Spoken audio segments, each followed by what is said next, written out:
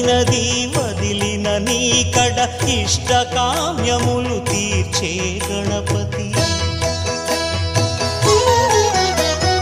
కరుణను పురియుచు వరములను సగుచు నిరతము పెరిగే మహాకృతి సకల చరాచర ప్రపంచమే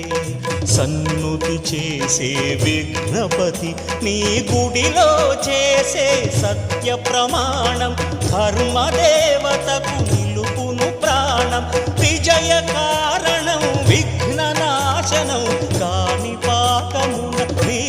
దర్శనం జయ జయ శుభకర వినాయక